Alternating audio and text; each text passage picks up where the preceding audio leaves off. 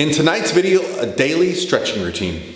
What's going on, guys? This is Paul from ProPhysique.com, and I have a special guest. Yay, my favorite. This is Katie Rutherford. I'm your favorite? Of course. Link below to her YouTube channel, and go there and get mad at her for not uploading more because she's awesome and she needs to do more content. WNBF Figure World Champion, USAPL Top 5 Raw Powerlifter in your weight class, just all around awesome person, also a coach. And so Katie just traveled here from Columbus, Ohio, where it was very cold, snowing, and she was on an airplane. You know, you guys travel all the time, so what I thought we would do is part of her routine. She has a daily stretching routine. So just explain briefly what you use it for. What's your so typically I like to do this either in the morning or at night, just whenever I'm feeling just a little bit tight, or like I've been on a plane, in a plane I was like working, so my shoulders were just tight. I feel like I'm rolling forward, my posture wasn't good. If you've been stuck in an airport, or you've been traveling or working all day and you just feel like your posture hasn't been good, you just feel tight and kind of like your neck is tight. I do this whenever I just feel a little bit off. This also helps me prepare to lift if I'm gonna lift later in the day. So if I wake up and I just feel kind of stiff, this is a routine that I do. But also I find it relaxing at night. It helps me sleep better, helps me de-stress. There's something to be said about just relaxing, and it's meditative. It's not so much just doing like certain mobility movements. It's about calming yourself down, slowing yourself down, and really taking time to get in tune with your body and like, where are you tight? What do you need to work on? What do you need to stretch out?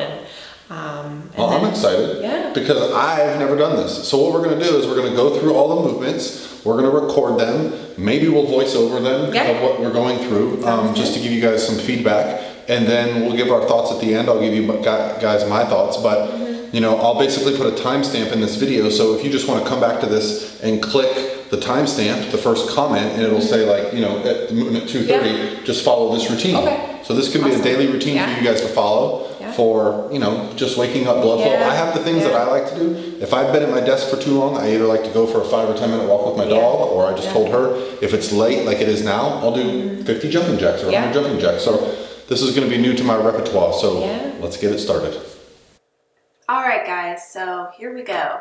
Paul actually filmed the entire routine, so we're going to take you guys through it one thing at a time. So the first thing that I like to do anytime that I'm starting any sort of stretching routine or mobility routine is just doing a little bit of foam rolling. So I don't spend a ton of time foam rolling, as you will see, but I just like to go over the tight areas of my muscles and just kind of overall get a feeling of where I am tighter, what I need to focus on. So since I was traveling this whole day, I was really tight in my neck. So I spent a little bit more time on my neck with this rumble roller. So this is actually a travel size rumble roller, and there's different firmness of I guess if that's the right term, different levels of firm that you can find for various foam rollers. And this is probably going to be the most intense.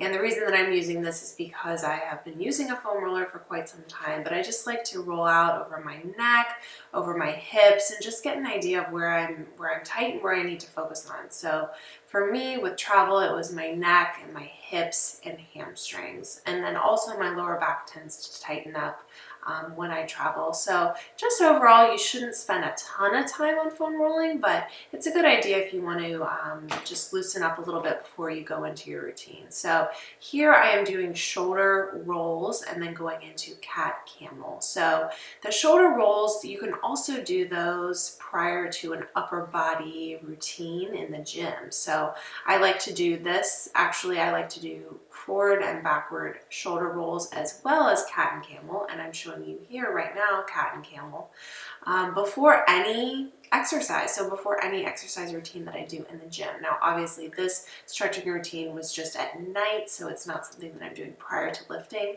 but this is similar to something I would do prior to a lower body workout or an upper body workout. It really depends on the day, and it should depend on your day too. So it depends on what you're lifting, it depends on how you're feeling. So for me, if I'm just feeling really tight and I've been sitting at a computer all day, then I might focus more on upper body and my hips. And so here I'm just showing you some wrist stretches as well. I really like to make it a full body routine, and don't neglect, and try not to neglect my wrists, my shoulders, my neck. So that's why I do try to focus on those areas. If you are stressed out or you just have tension from travel, you might hold more of that tension in your neck. So that's why I was focusing more on that.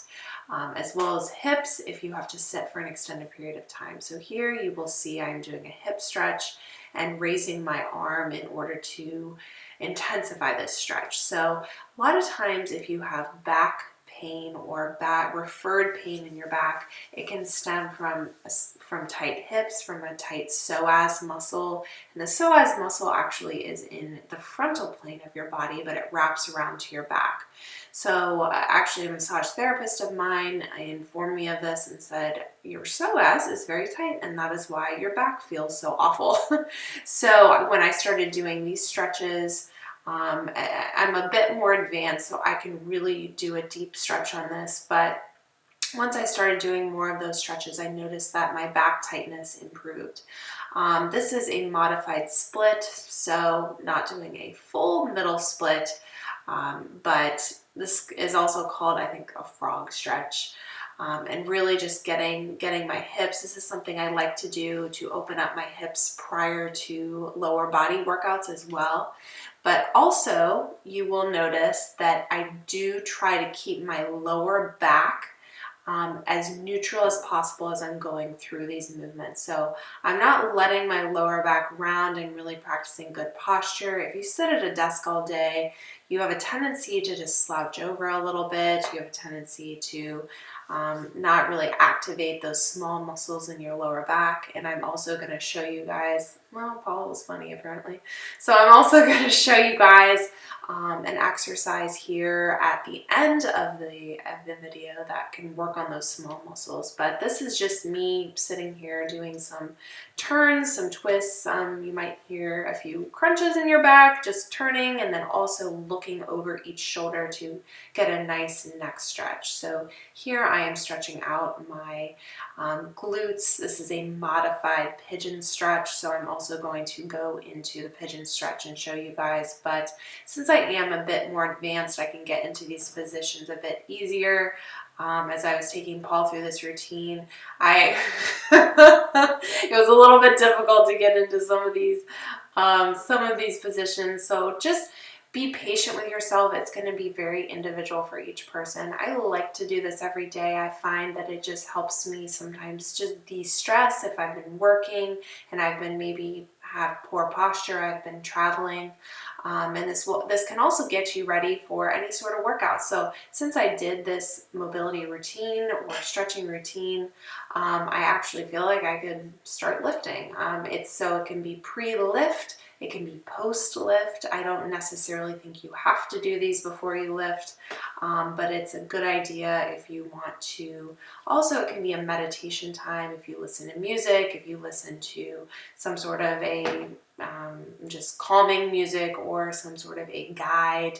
There's some different apps that you can get that are meditation apps, so you can go through some different stretches. So here I just was getting into a butterfly stretch and then stretching down, and typically stretches where I relax my neck and my head and look down. That is when I will round my lower back. But besides that, I really do try to keep good posture and keep my lower back as engaged as possible and not round it, in order to work on those smaller stability muscles in your lower back that you often neglect. So here, this is just a finisher. You should also feel that stretch in your calves. And from here, if you have access to a stretching rope, or you could also, so this is a stretching rope that I got from my massage therapist, but you could also use a band if it's not a real flimsy band, if it's a a thicker band, and use this to stretch your hamstrings. As you saw, I took my leg across my body. That is also going to stretch the outer part of your glute.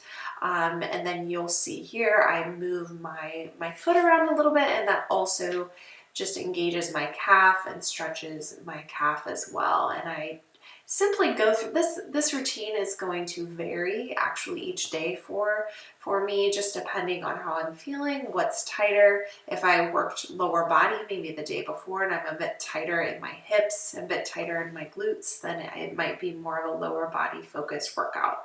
So here what I'm showing you are some different mobility balls that you can use to break up some of that tight muscle fiber in your chest.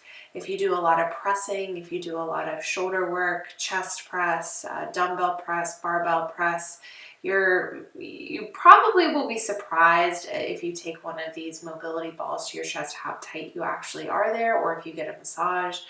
Paul was mentioning to me how a massage therapist was able to break up some of those adhesions or my muscle fibers in his chest and felt significantly better. So, and I've noticed the same thing for myself as well when I have gone to different massage therapists. So essentially this is self-massage. So I might put the ball on a tight area and hold it for 20 to 30 seconds. So here, this is actually something that I've been adding in recently. It is simply going into a squat where I am engaging my lower body as well as my lower back and really working on those smaller muscles and engaging those and strengthening those to keep up with my... All right, guys. Well, I highly recommend that you do this. So we obviously just voiced over Katie going through it. I didn't let you witness my struggles. I just witnessed it. So we're going to call this pretty intermediate to advanced. Yeah. This is not a beginner's routine. So no. My hamstrings are not as flexible as Katie's, but I really enjoyed it. Actually, you know, I can sense I'm a little short of breath, but I definitely feel more limber. Agile. Yeah. And I don't know, livens me up. Yeah, I'm ready to go get some work done. So it's definitely an alternative to some other form of like, you know, getting up to get going. Yeah. Nice little, you know, and she likes to do it by herself and meditate a little bit. Yeah. So hope you guys enjoyed it. And she's going to be here for 6 days. So look for a lot more videos from us. All right, guys. Bye.